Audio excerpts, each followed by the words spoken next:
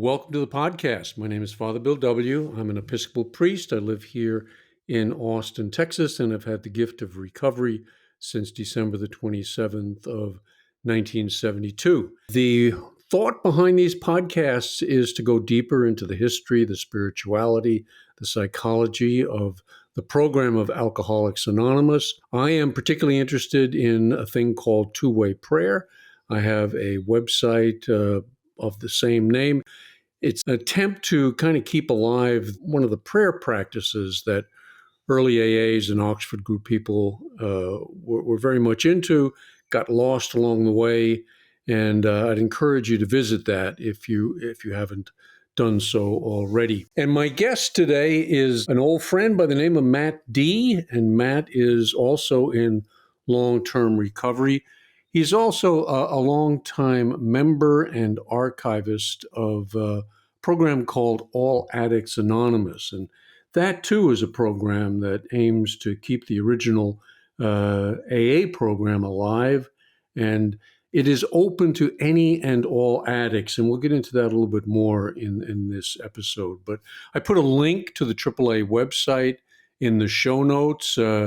If you don't know how to get to show notes, you can just go to All Addicts Anonymous. Look up the meetings and the literature that they've got there. It's got some really interesting things. In this series, we're paying special attention to Dr. Bob, AA's less well-known co-founder. To help us explore Bob's life and his legacy, we are using a book that is by the title of Dr. Bob and the Good Oldtimers. And I put a link to that in the show notes as well. Great book to kind of get started if you're new to the history of AA. I think you'll benefit from a good read there too. So Matt, welcome back to the podcast. We're getting close to the end, but it's really been a pleasure tapping into your knowledge and wisdom and wit as we've gone through this thing. Oh yeah, great to be here. Thanks so much. Yeah, it's been fun. We still have 10 chapters to go through the book. We're going to put on our running shoes today, try to make it through all 10. Don't know if we'll make it and that this will be the final episode. If not, we'll be back here again next week. Keep doing it till you get it right. 2 chapters amongst the final 10 that really stood out for me were chapters 21 and 26, and I'd like to focus on them, but couldn't pass up chapter 19, where it addresses minorities in AA. The chapter starts off saying early AA members were predominantly white, middle class, and male. There were membership requirements, belief in God, making a surrender, and conforming to the precepts of the Oxford group, in addition to having a desire, honest, sincere, or otherwise, it says, to stop drinking. So the third tradition was not yet in effect. Take over, Matt. The AA movement, of course, is happening at a particular time in our own history in the United States. It's happening definitely in the culture that we were in at the time. I don't mean to go off course here, but I was impressed by a quote that was in there. Was talking about they were often very broke, but they had their family members. And this is the thing we keep getting at that time, that family was such a crucial thing. You had something to fight for your own recovery. You wanted to get this, you could do this for your family. I was struck by that because nowadays family is culturally, it's kind of let slide in a way that they really hung on then. There's something, I hear, you got to do this thing for yourself. And I know what they mean by that. And I think there's truth in that. But, you can do it. You can get started for your family just as well. Sometimes our self-worth is in the gutter, and doing it for ourselves isn't, we don't think we're worthy or such. But hell, do this thing for anybody to get started. And then when you find out how much God loves you, you'll start doing it for yourself as well. Does that make sense? Oh yeah, absolutely. And also the whole thing that Dr. Bob used to keep reducing the program down. This is the opposite of dilution, right? Is he'd boil it down, and when it was down to its last resolve, he would say it's love and service. That was the essence. That was the essence of it. And It was not a truncated love and service that you would only give to the alcoholic. This was love and service you gave to mankind. And certainly it also meant your own family. And I think it was that prominently, there were a certain class of people, but it's this aspect of love and service, I think, over time that eventually opened the doors and made it a welcoming home. It was different in different places, but again, it's this aspect of love and service. It was for families, it was for minorities, it was for anybody who was willing to seek and do God's will and to get sober. That evolved over time. In the beginning, it was more restricted, though, huh? They did have, and I was looking at you talk about the family piece, since it was by and large the wives who were making the initial contact to get their husbands straightened out. That would make sense that it had to be that most of these people had their families somewhat intact, may have been towards the end. But anyway, belief in God, that was kind of like a requirement in the beginning, hey? Yeah. Very often when you hear belief in God, it obviously there is a great divide between belief and non-belief in God. Of course, they work that out by having an openness towards that belief. But belief is a far stretch between that and trust in God, right? Right. I believe that the Eiffel Tower exists. I've never been there. Of course, I've seen pictures, I've heard accounts of people, but I believe it exists, right? And it's that kind of thing for them in the beginning. So it sounds like a huge jump, and it is for certain individuals that are agnostic or atheistically minded. But the idea is this thing just very well may be true for me. And Tom Powers, the founder of AAA, all right, he wrote a book called Invitation to the Great Experiment. And I think we've lost that somewhat in approaching the 12 steps. Even before they were steps, they would invite people into an experiment. And that would include the spiritual. All right, you believe or don't believe, who cares? It's not so much that you have to have this faith. If you had it, you probably wouldn't need the program, But can you experiment with it? Every addicted addict understands the pursuit of something through experimentation. They are scientifically minded in the way that, okay, if I take this much on an empty stomach, I'll have this. But if I take that much with this thing over here, there's a complete aspect of scientific, data gathering and experimentation that's being done. And all of a sudden you come up to the possibility, the reality of God, and it's more of this religious stuff, and the idea was put that stuff on the side and approach this thing in the same experimentally minded way that you were trying to seek other dimensions of consciousness, which are pretty spiritual in themselves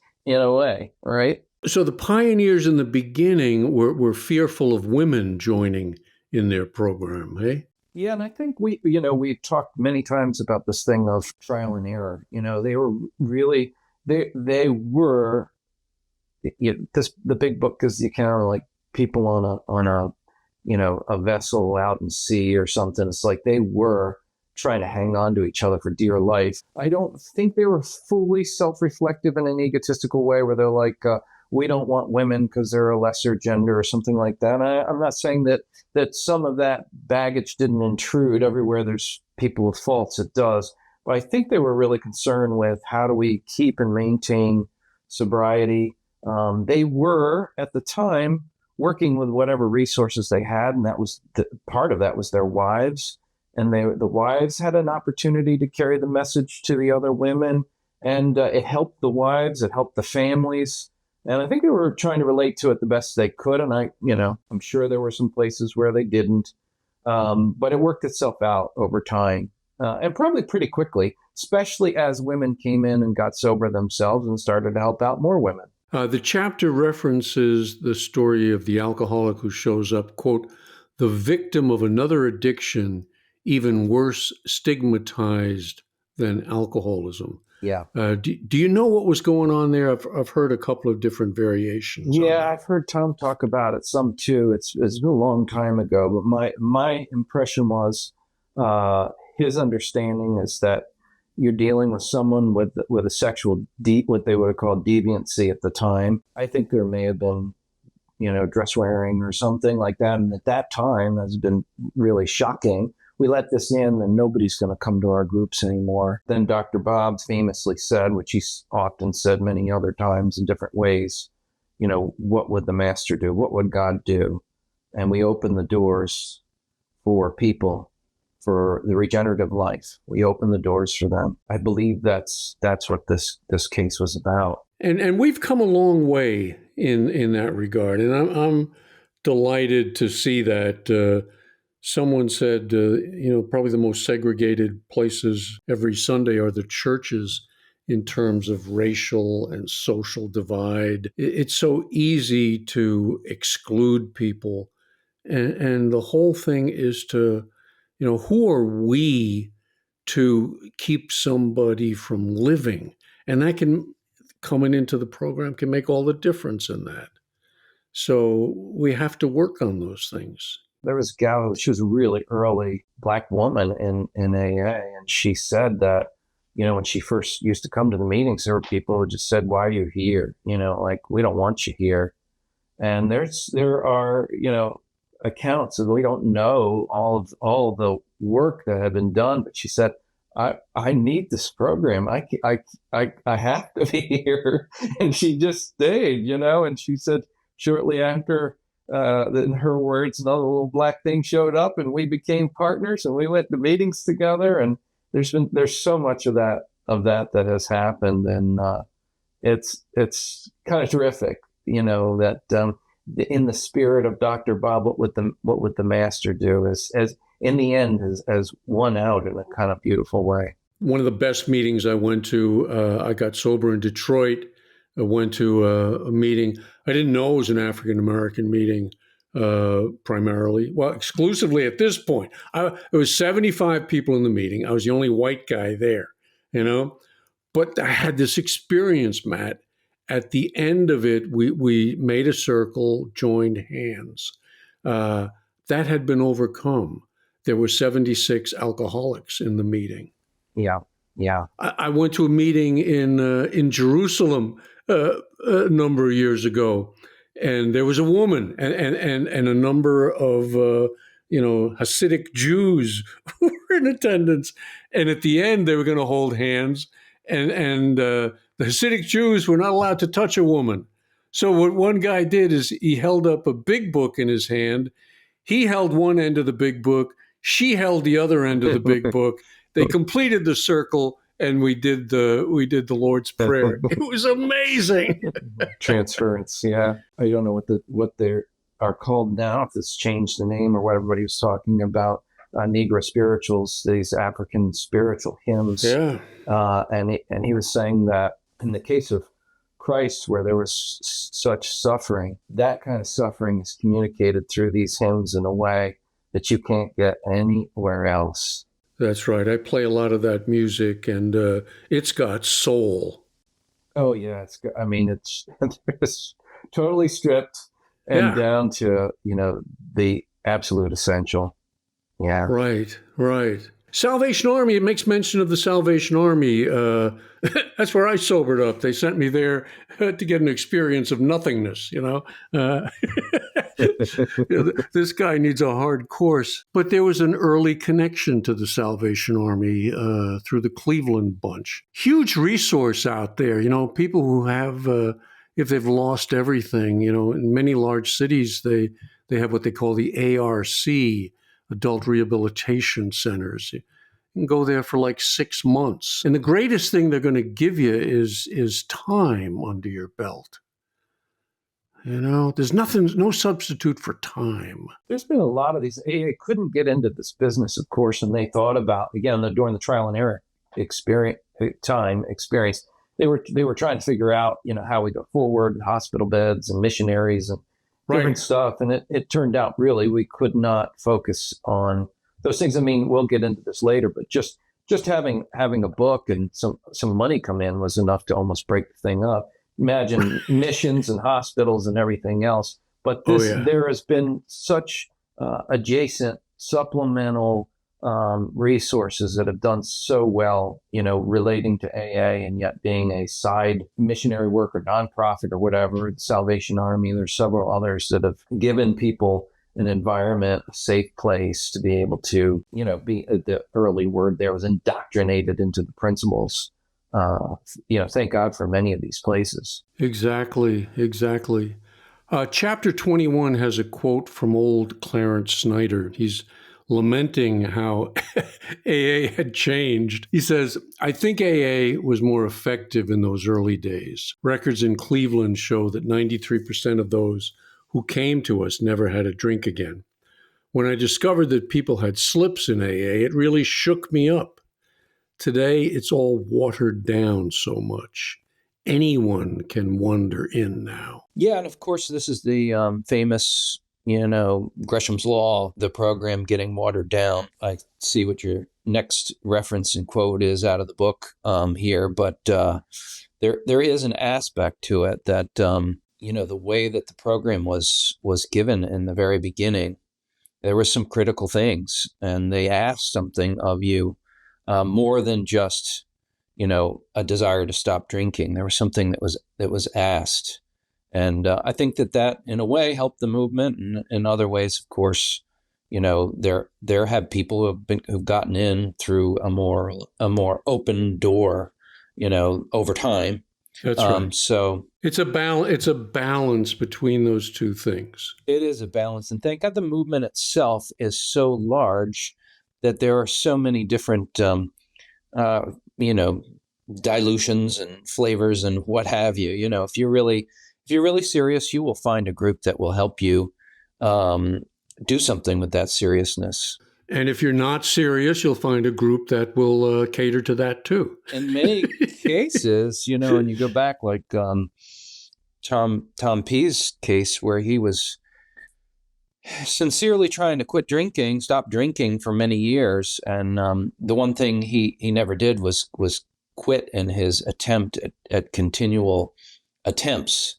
And eventually, he kept coming back, in other words, huh? Yeah. He kept coming back. And you need, in a way, and I maybe you and I are both heretics, of course, but don't tell him that. In a way, maybe some of these quote unquote less serious groups are a haven for people who are going to break out into a more serious approach. That's right. That quote comes in the next line, okay? Another fellow, I think it's Warren, also sobered up in 39. He said, "I think the program is just the same." He's recording this much later. "The principles are there, the steps are there, the practices are there, and the opportunities are there. If you do as the big book says, then it is the same program that existed when I came in 1939. Yet I think this is exactly the truth. Yeah. Like nothing there, the program isn't any farther away. It isn't any less, efficacious. Right. The program is about God and his ability to help you. And I don't, and certain principles and a way of life, that hasn't changed at all. Outward circumstances, things that may bring a person to ego collapse, may be, there may be some buffering that's happened, but the actual program itself, it's still there. It's still as effective as ever. The idea of, 95% got it and all that, that's very true. And there's a certain trend why things, I think, can be understood why things changed, but the program itself is as powerful as it ever was and as effective as it ever was, in my view. I've heard you make special reference to chapter 5, huh? In the big book. Something unique about that one, huh? Yeah. No, I think there's something unique in the 5th chapter that you don't really find in the other chapters in the same way. And in AAA, we refer to that as kind of the legacy and heritage of the first 100 men and women. You can have, again, ingredients to make something. You also have the directions, and it's like they're all together there. Yeah, I never tire of reading it. It's a set of directions, which is so helpful, because people come in there lost. Yep. And we're told, do this, do that, do the next thing. Yep. And there's a logical flow to them. It's like dominoes. I mean, the ego is standing up erect, and if you take these steps, boom, boom, boom, it starts to lean over, And by the end of it, when you get to 12, you will have had a spiritual experience, an encounter with the divine. Why? Because a sufficient amount of ego will have gotten out of the way that what is there and always was there can now be experienced.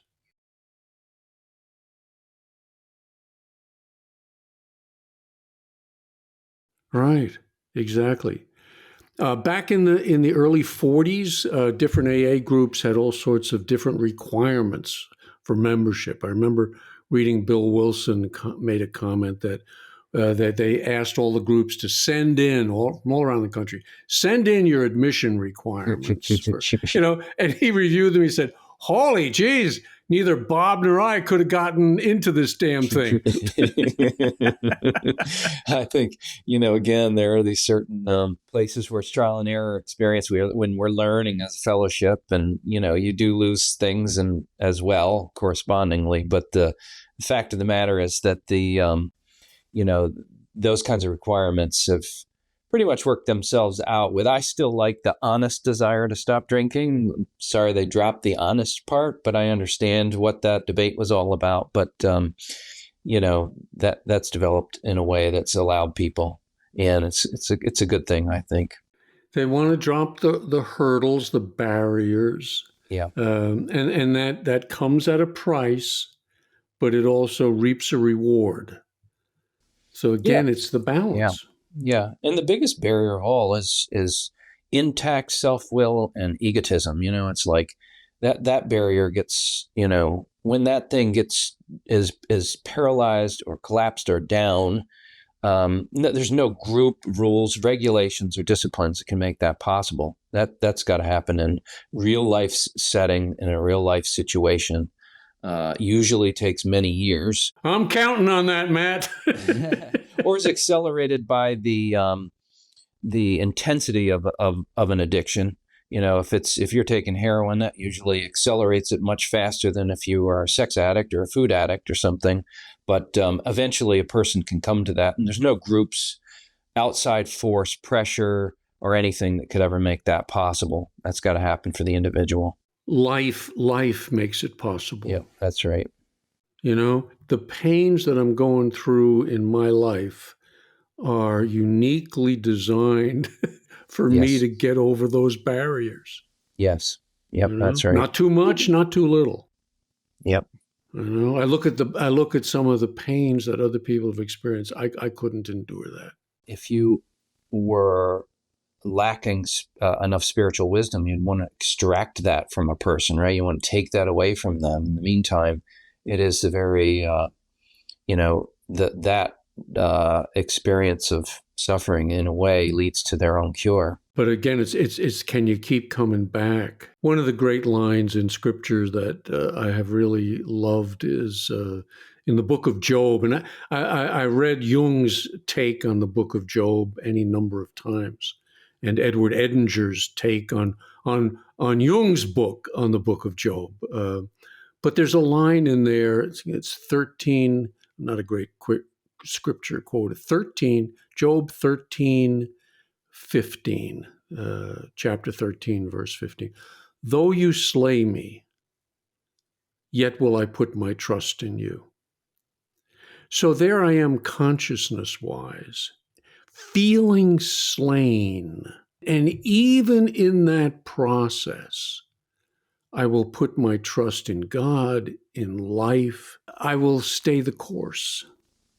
Yeah. And come out the other side changed. The thing that's essential there is trust. And it's like the trust, which is another word for the understanding what the word faith means. A lot of people, I think, Exactly. have a wrong understanding of faith. They confuse it with belief. Right. Huge. That's huge. But trust, there is nothing that will baptize belief and dependence like suffering. And out of that, when you go through that, you come out on the other side. You can have trust in God. That's if you continue to go through. If you don't make it all the way through that door, you'll probably want to commit suicide. But if you make it through that door, you end up with a trust that you can't. You have to go through that door. To me, that's the option of step one. Either go get drunk, shoot up, which is suicide. Yep. Or step two. Yeah. It's an either or. Yeah. Yeah. And they're so very, how would you say it? The person who is right at that particular place is in a very unique place spiritually, because they certainly know the truth that most of us don't have, or they probably didn't have their whole lives, which is, I can't trust myself anymore. And when you go from the place where you have trust in yourself, it does, and even though it's delusional, it does hold you together in a certain way. That's right. That if it doesn't get born out into trust into God or something higher or the truth itself, then you very well you're so much closer to the truth. But if you have a lot of that truth and you don't have trust in something higher, that's a condition in which I think many people can take their own lives. It's a very dangerous time. Yeah. Yep. I didn't understand what was happening to me back in 1972, but over time I did understand it. My ego was dissolving, not completely, but it was dissolving. And I didn't have enough trust in God at the same time. That's the dangerous time, to dissolve. And then very slowly comes an increase in trust, which gets you over the divide. It's that step 1.5. It is. And I think this is when Bill had a spiritual experience, he kind of could see ahead where there was like a chain. He called it like a chain with these links of different alcoholics holding on to one another. And it's like, that's the critical initiation place of a sponsor, is somebody whose account you can start to trust. Like, that's the beginning of it. And that's such a critical and important role that person plays in your life. Trust starts to begin to awaken in you. You start to not trust the other person as though this is your higher power, but you trust the experience of the other person, whatever is animating this person and allowing them one day at a time to say no to the next drink. You can trust that in them. And that's critical.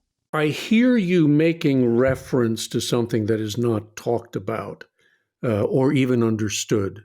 But I'm of the belief that Bill Wilson had 2 encounters in detox. One was the mountaintop experience, and everybody focuses on that. Well, if I had that, I'd be fine. But what you just referenced is the second one. He had a vision of a chain, a link of alcoholics, one helping the other, Ebby having helped him. Yeah. He got that. Yeah. And that was the second spiritual experience that doesn't get talked about or even understood. Where that power of that experience gets grounded out into a movement is when it makes contact with Dr. Bob, because that's the thing Dr. Bob was missing. Yep. That's right.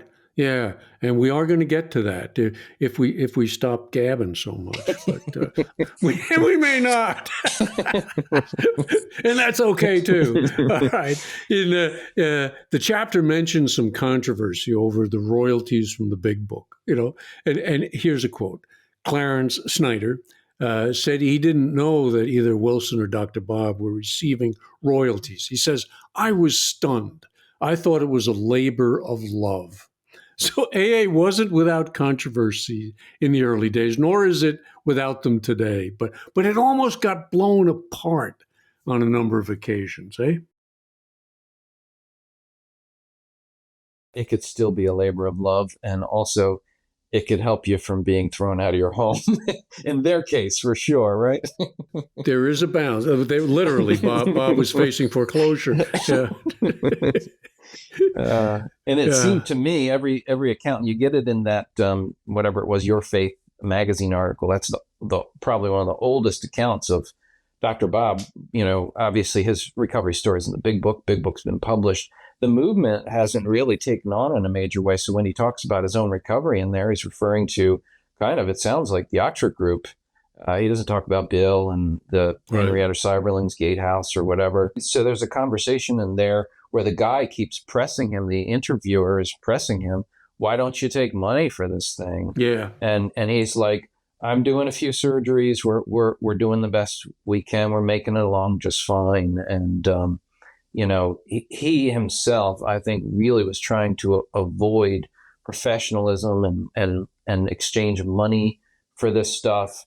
And I think there was the persuasion. I think this is where Bill Wilson probably came in a little bit more. The persuasion of him taking some additional financial help. It's probably something he was apprehensive, but did take it. And thank God he did, because he needed it. He needed it. And I don't think there's anything anti-AA about that at all. Right. Yeah.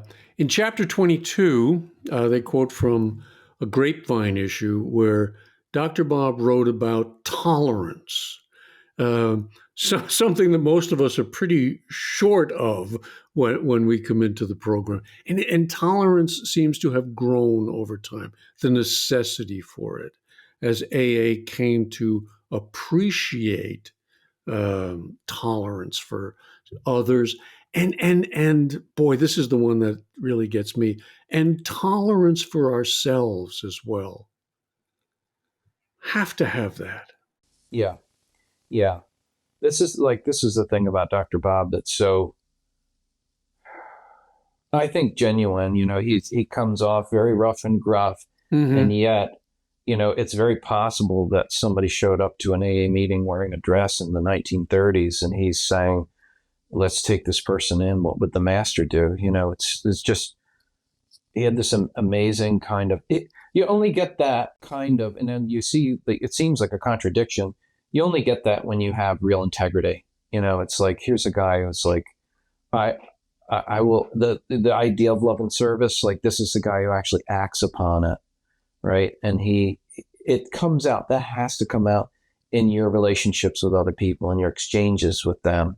Yeah. And that's all you get. That's all you get are these numerous accounts of his love and service and tolerance for other people. And your intolerance has something to teach you. You get to see it. Yeah. Yeah, you definitely do. And it's not pretty, but there it is.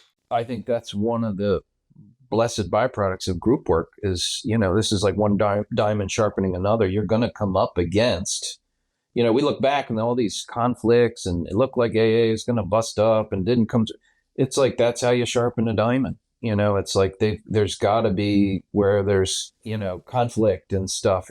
It's where you learn. It's the laboratory in which you learn. Some writers have said if we didn't face death, we'd just put off learning anything.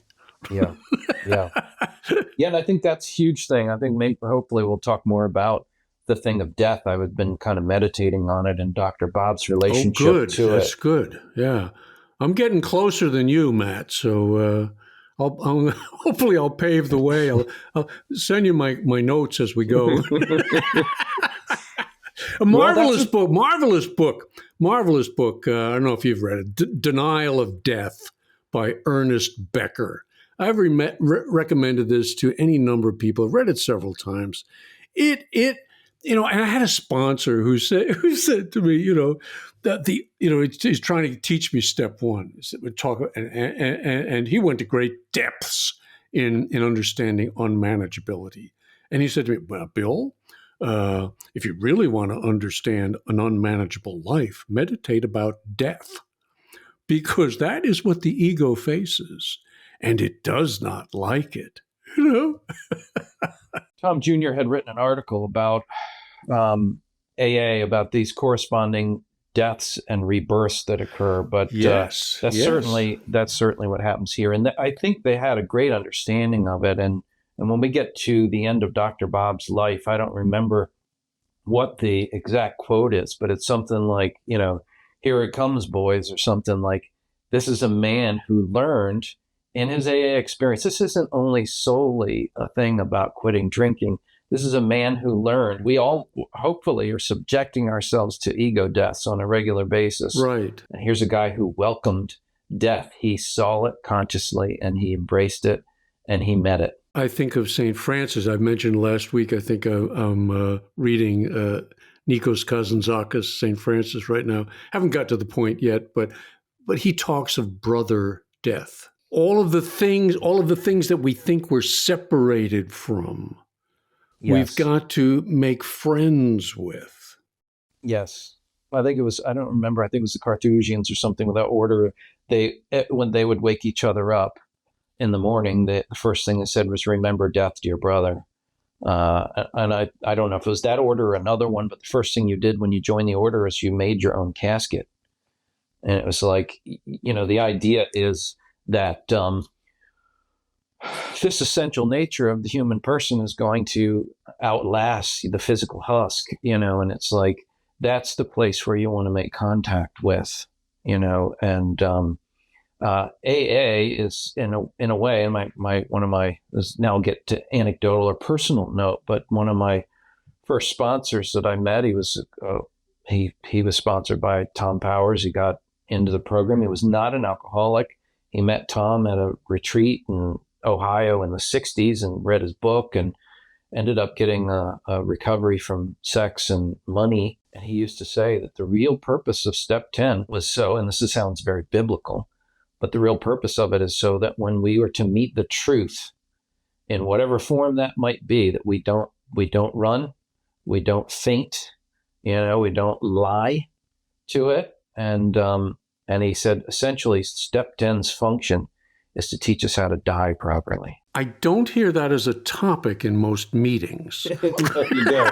No, you don't. Our topic for today is how you're preparing for death. But that's what we're up against, whether we talk about it or not. You're damn right. Damn right. I mean, and this is where denial comes in. Other people are going to die, but not me. That's why they hire 18-year-olds to go to war. Because they're more into denial than the guy who's 30 or 40 says, "Holy crap, this thing can kill you." Again, to go back to Adam and Eve, it's, you cover your own nakedness. It's like you're identified with yourself as a physical thing. And the more your egotism is associated with yourself at that way, you feel invincible, when you're never into it farther than when you're 15 or 16. And you can do some crazy stuff at that point in your life. Yes. The older you get, the more you start to realize there. That'll be our next series, Matt. Crazy shit you did. Well, in a way, drinking, there are deaths that occur in spiritual ways. Every time you enter into a different dimension, let's say through the door of a substance, there's a certain death occurs. You can, and I think that's what we're seeking in a way. Like you go to a party or something, you're so concerned about how I'm going to look if I dance. And I just went to a wedding a couple of weeks ago, and I didn't want to dance and get up there and have people maybe look at me or something. If I was drinking again after a few drinks, I would have been not concerned in the least. You'd be on the tables. You'd be dancing on the tables. And that is a form of death, except the only trouble is that you entered through the door of the egotistical death through egotism. And when you go back, it becomes even larger in a way, or more identified to you than before. Sleep is a form of death, and I think this is one of the reasons why Dr. Bobby talked about the camel, and you wake up and you unload a certain burden at night. You put on that burden in the morning. There's something very soulish that happens at night. You do depart in a way from your body, your dreams. You're usually not held down by your body. You can go places and do things, and that way you're not anchored in the same way. You wake up in the morning, and it's like you can take just so much of this earthly reality. Yes, you need a break. Yes, and the program that is what the program does. It offers you that break, and these guys understood it, and that's why I think they were hell bent. They made some mistakes they'd admit themselves later on, but they were seeking spiritual experience. They were looking for ways to get out of this body, if you will, to replicate spiritual experience, and that's a form of death. And that's a nice transition into my next point. So the co-founders came to their spiritual experiences or awakenings via different routes. Bill had the dramatic kind, the mountaintop experience, and Bob had one that was much more gradual. The question always is, which one's the preference? Which one is better? Yeah. Which one is better? Yeah, and it usually the one I didn't have. yeah. Well, that's exactly right, and thank God for Tom on this one, because he just said that those who have the bright light experiences, the thing that separates them from the other person is that they're just so, in his language, GD arrogant, that they had to get whacked with the spiritual stick that hard in order to allow them to enter into this life. The person who enters in a more subtle or gentler way, that person has the great benefit of not having to have their health, compromised by the whacking, right? Like it took. Apparently, it took St. Paul many, many years before he could regain his physical self to start going around and quote unquote carrying the message. It took Bill Wilson some time. It sounded like if you were to give, and St. Francis is the same thing. The guy's wandering around with no clothing on for, a couple of years. You would lock these people up nowadays.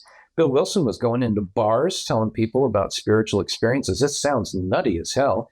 And it took a long time for his physical health to recover. And in a certain way, the depression, very well, it's not the full cause of it, I don't think, but it is a major, major thing of what caused, that. And there's a quote, and pass it on, where Tom is talking about St. Francis and his conversion and comparing it to Wilson. And the quote is from St. Francis: "After my conversion, I've never been well." When you take a whack like that, it does stuff to your adrenals and physical body and stuff that it may take years. Tom had the same thing. It may take years. The subtler approach is for the person who is not so gosh darn it arrogant. They don't have to get whacked that hard. The truth is the person gets what they were supposed to get. God chooses what's best for them. So Wilson got whacked, all right, in Towns Hospital. Dr. Bob did not. His was the more gradual evolutionary type. But Wilson also experienced severe depression for 10 years or so, and Bob did not. Was that a further whittling away of egotism, do you think, with Wilson? I mean, there's physical things that go on. I don't want to just equate it completely with that, but he had some ego stuff that needed to be knocked out of him. Well, it did sound like, and we read and pass it on, it did sound like that Dr. Bob came up to a period of time where he had been on the cusp of a mental collapse himself. Bob was, okay. And had worked through some things that came out on the other end. I think what it is in Wilson's case, and I think it, in one sense, is probably complicated, in another sense, very simple. I think what it was is, as we talked about this a few podcasts ago, is a prophet is somebody who is given a job to do from God, let's say. And let's say you were given the job of building a plaza somewhere, you would be given the resources in order to make that plaza created, or a building or something. And the resource that you're given to do this job from God, like be part of the chain reaction that sets off a social movement that heals the gaping spiritual wound of addiction in society.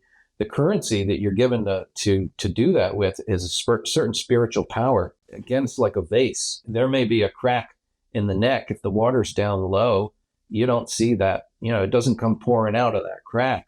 And I think in the case of Wilson, we all have, in a way, spiritually speaking, have cracks in our vase. And with him, he got so much power dumped into him, it started to come out in different places. Mm-hmm. And I think that was another cause of his depression, was the leaking of that. It's many things, having that actual conversion experience. If you read, and I think this is a terrific book, and it talks about death, and it talks about this kind of thing, but it's called Return from Tomorrow. It's an account of a man named George Ritchie, and he had a death experience. He was dead for 9 minutes. He came back, he had an encounter with God, and he came back from the experience, and he was depressed for years. And it's not uncommon that happens. Like, how do you live in this life after you know the peace that's beyond, So I'll put a reference to that in the show notes. It's a good book. I'm not familiar with it. I would love someday to talk about that one. Yeah, it's a great book. Okay. Well, if I don't drop dead in the next year or two, let's put it on the agenda. Sounds good. Sounds good. Let's talk about some of the differences between the co-founders, okay? Because in many ways, I think their differences actually complement one another. Bob was a prolific spiritual reader. Wilson, I've heard both sides of this, but he always deferred to Bob as the more advanced spiritual athlete, shall we say. What were the books that Bob was into? You familiar with a number of them? There's a list of some of them in Dr. Bob and the Good Oldtimers. I think some of the ones don't make it in. I find it interesting because it depends on who you're talking to here. If it's a Dick B, it's going to be very Christian-oriented books, and I think Dr. Bob is very much more eclectic than that, and he was into all kinds of things. It's very important to understand these guys were seeking spiritual experience. When the steps said that, having had a spiritual experience, they were seeking that on a regular basis, and he was studying for it. He was trying to be a practitioner in the scientific art, spiritual experience, and he was into all kinds of things. So I know from talking to his daughter, he was really into Edgar Cayce. He had studied. She said he read every book that Cayce ever had written. There's mention to the fact that he probably read the Bible at least 4 or more times over again. I've done it before. That takes a long time. It's a lot of study. There's a reference to him reading Tertium Organum, which was P.D. Ouspensky. That's coming out of the Fourth Way system that was big to Tom Powers and others. Then there's a whole bunch of different Christian type, sources, and Norman Vincent Peale's, and all that kind of stuff was in there. I think he studied a lot. We know that, and he pursued spiritual experience, and he was not turned off in any regard. He was not a sectarian by any means. He was out on the edge. He was out on the edge for sure. Yeah, so was Wilson. Wilson was always on the edge. Oh, yeah. Yeah, and so was Powers. Well, that's encouraging.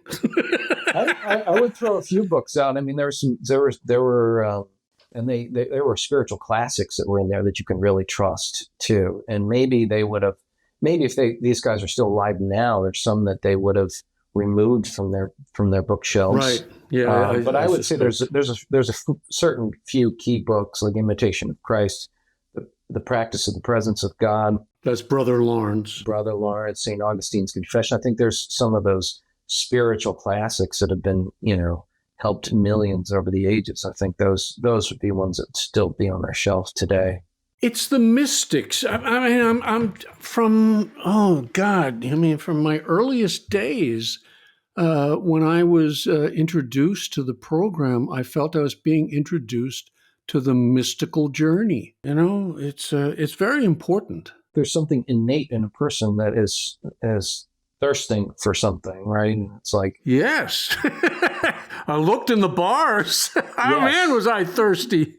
and you don't end up an addict by accident. It's like this is a component that is right, that is ingrained in you at a spiritual dimension, and it must be satisfied, or it will continue to Well, it has to. It's never going to be fully satisfied, but it just depends on what is the object in which you seek satisfaction through.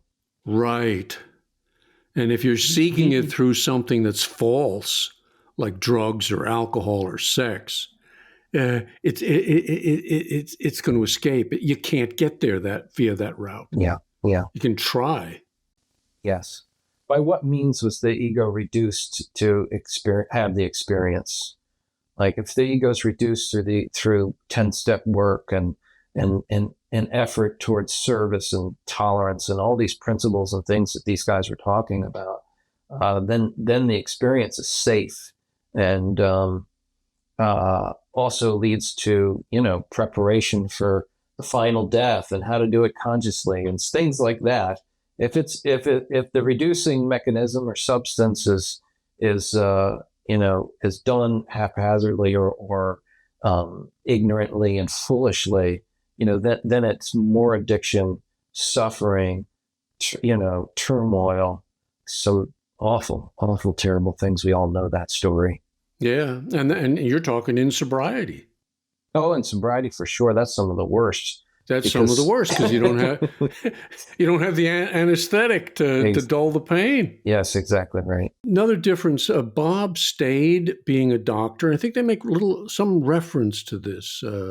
That AA was not his vocation; it was an avocation.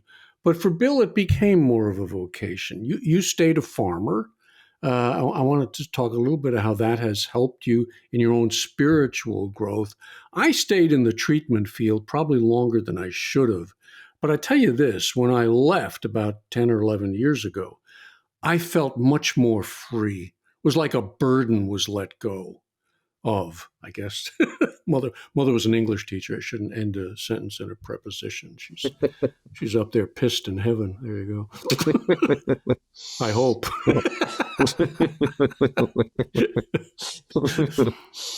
I think that the way this thing worked out was that it was I don't mean to say hybridization, but I think you took AA incorporated into whatever it was your skills and strengths are. And I think like Dr. Bob took it into medicine. Yes. He used those qualities and strengths to communicate his AA in a beautiful way. I mean, we think of Bill as the great promoter and everything else. Dr. Bob, one-on-one helped directly 5,000 people, something of that nature. I mean, what an amazing thing. And I think that Wilson's personal strengths and characteristics is what got him into the place of Wall Street and salesmen and and all this stuff, and God takes you and takes these certain individual strengths, and you can incorporate your 12-step work right into them. I'm not necessarily 12-stepping any of the animals that I'm working with or anything like that, but I try to bring the program principles into the work I do, like. If you finish a job properly, that is an expression of absolute honesty in my affair. The treatment, the proper treatment of an animal.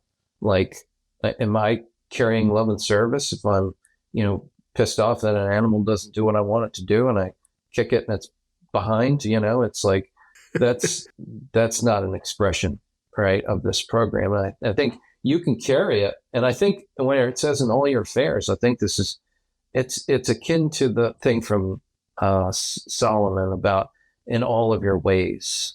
All of your ways this is the different components of your life. Your work is one of those things, and you bring this into that way. I was reading St. Francis a few days ago, Cousin Zuckus again, and he's got one of the friars coming in who was an intellectual, and they were afraid to let him in because he was so heady, And there's a lovely reference in there that about the heart and the head, that if the heart is the foundation, then the head will follow. If the head is the foundation, you'll never get to the heart.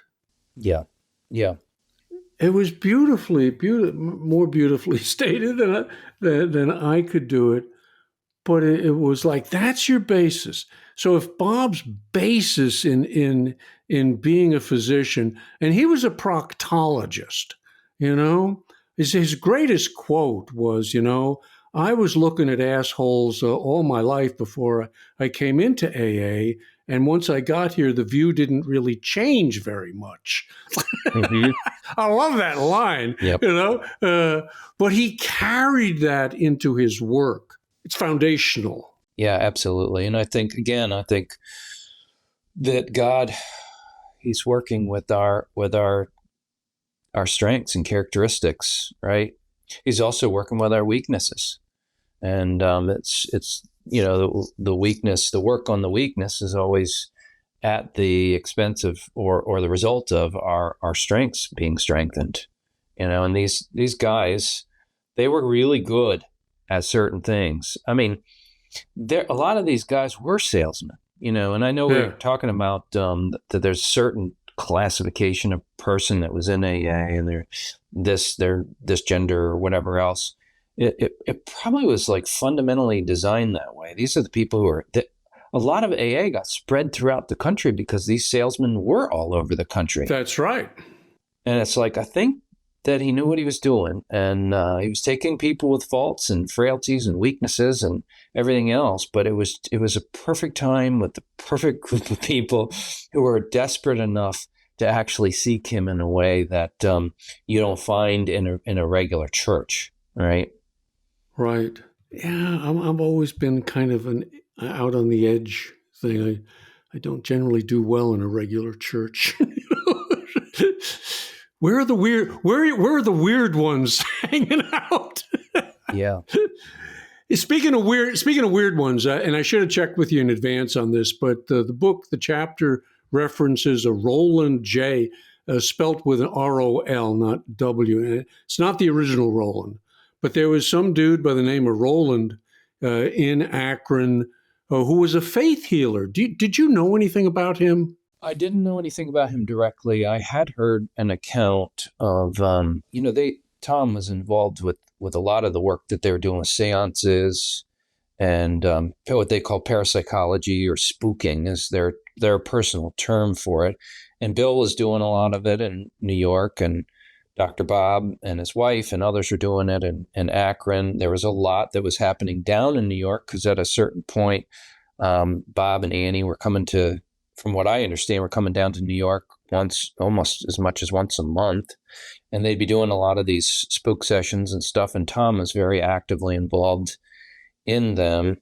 And this has not made it in any of the history books in any way, but apparently they were making contact with the dead. And I want to say something about that too, is that in a Christian way, it's understood that Christ this is one of the chief things that he had accomplished in this world, which is that he was able to overcome death. Death was his domain. And I think that they thought they were working inside the domain of death, and it was somehow connected to Christ. I'm not saying they all were of that mind, and this is maybe slightly speculation on my end, but I knew that someone like Dr. Bob was very close to his pursuit of Christ, and they were trying to work in this realm of death and make contact with those who had gone beyond. Anyway, they had done some of this down in New York, and apparently Annie had been some kind of spirit had gotten a hold of her, and it took many, many, many weeks before she had been exorcised of that. This is why I do recommend the book Return from Tomorrow, because there's an experience in there with a guy during his death went into a bar room, and he was watching people who were in the bar. They have this kind of golden sheath or aura around them, and at the point, this is the thing to see, there's all these disembodied spirits that are in that bar. There's one in the corner grasping for a cigarette. He can't get it because he doesn't have his material body to use to get that cigarette with. That is hell. Hell for an addict is to be stuck with pure desire for this thing that you can no longer have. And he's reaching for the cigarette. He can't get it. And there are about 5 or 6 of these disembodied spirits who are waiting for the alcoholic to pass out, because at the moment he does, at the top of the head, which is the fontanelle, the place, the soft place on a baby's head, it opened up and they could jump into that man and experience drunkenness inside of him. And this is in a way, I thought, oh my God, this is an explanation of the spiritual nature of addiction. It is though you are and I was going to say Father Dowling made reference to this with Bill Wilson. He said that when Wilson said this thing was an obsession, it was he understood it as a demonic obsession, not possession, but a demonic obsession. That something had gotten a hold of that person, and in a way, they were a vehicle for a desire. And something happened to Annie, and she had been gotten hold of, and they got back to Akron, and they worked with a guy who apparently had been in the Himalayan mountains for some time, and apparently exorcised her of whatever it was that got a hold of her. And that was the end of their spooking in Akron. They were like, this is real. This is spiritually dangerous. We may be making contact with something that's friendly, and we may be making contact with something that's malign. And this is beyond something that we should be playing around with on our own. And they got out then. And I think from what I understand, Tom Powers got out of it too. Yeah, you're crossing some limits in here. And it does get dangerous. In the two-way prayer, I'm going to go out on a bit of a limb here. Two-way prayer, you can equate it in some ways to Jung's concept of active imagination. Imagining a conversation between oneself and God.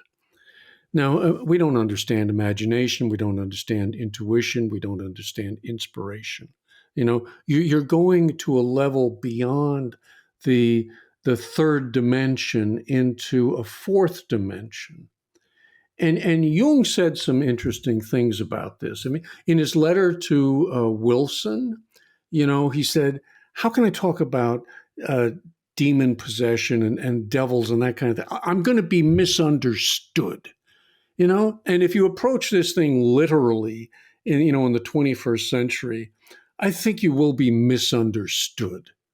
But if you can open the dimension of the mind to levels that are incomprehensible to our egos, you are opening it up to an encounter with that which is beyond.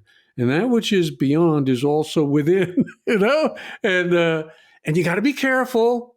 Jung said something, and he said, doing active imagination with a dead person, and I've done this. I had my father died of alcoholism. I had tremendous resentment towards him, and I did conversations with him in my two-way prayer, where I would speak to him and he would speak back to me. It was imaginative, but it carried me into that dimension. It was a way to get over the divide and enter into it.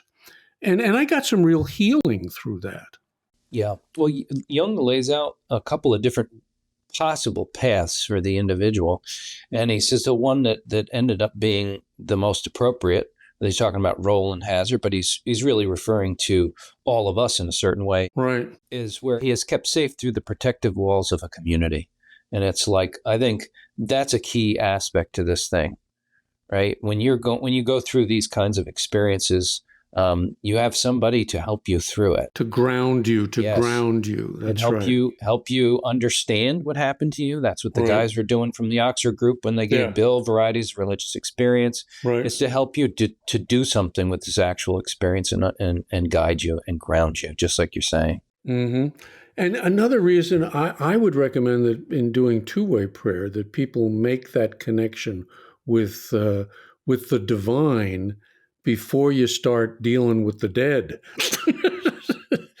Like you said about Bob, that he approached this thing from a religious, spiritual dimension that was solid, and then it allows you to move into some other stuff.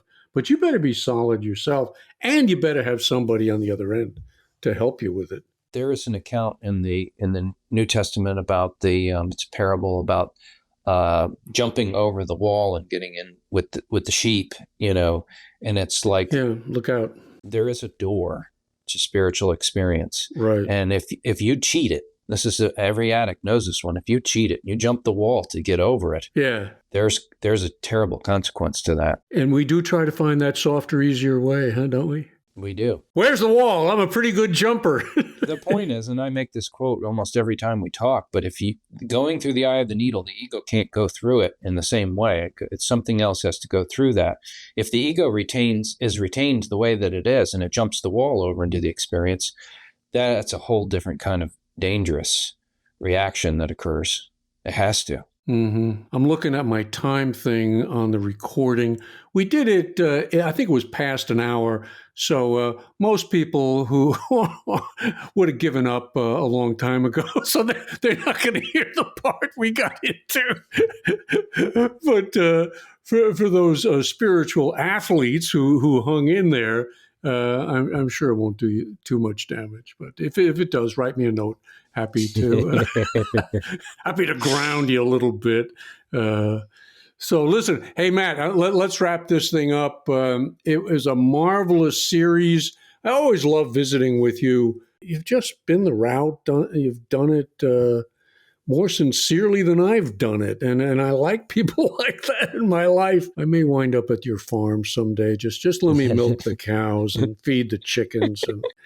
That's all I'm really capable of. So you're doing the right thing. Thank you. Yeah, thank you. Thanks for doing the series. I think people will benefit greatly from it. Might scare the hell out of a few, but what the hell. And I thank you guys who have stayed with it. I do hope it was helpful. And we're going to have Matt back next year. We're thinking about another early AA book, maybe Pass It On. That's got some interesting material. So does AA Comes of Age. And I think Tom Powers helped in the editing of that compilation of it as well. Okay. Thank you guys for listening. Hope it was helpful. Drop us a line, twowayprayer@gmail.com. Love to hear from you. Get in touch with Matt via All Addicts Anonymous website. They've got a contact link there. Drop them a line and tell them you'll go help them milk the cows, something. If you're in the Pennsylvania area. All right. Thanks, buddy. We'll talk to you soon. Okay. Bye-bye.